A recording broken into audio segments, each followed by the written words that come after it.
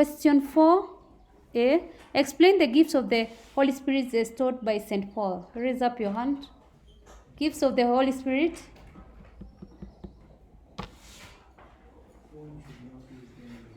The gifts of the Holy Spirit. Yes? Speaking in tongues. Sorry? Healing. Yes, interpretation of tongues. So there is the gift of wisdom, knowledge, faith, healing, performing miracles, prophecy, distinguishing spirits, speaking in tongues, and interpretation.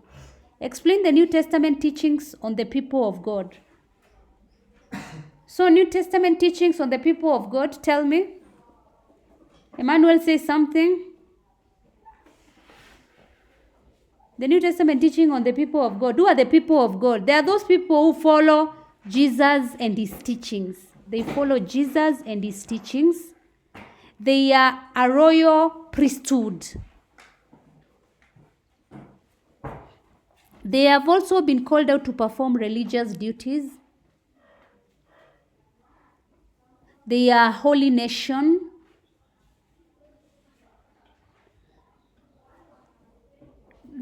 Also, the people of God have been set apart to share resurrection, the resurrection of Jesus Christ.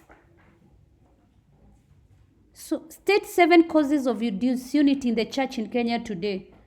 What makes the members of the church to be disunited, not to be in unity? Yes, Kiburia? Yes, corruption, yes. Yes? Yes, social classes, true, yes. Yes, very good. Splinter groups. Yes, true. You wanted to say the same thing. So there is a formation of splinter groups, misunderstanding of the spiritual gifts. We have leadership wrangles, cultural differences. People also are not united because of arrogance, generation gap, dressing, setting disciples in courts, and misuse of freedom of worship. Question 5a. 7 ways in which self-employment is important in Kenya today.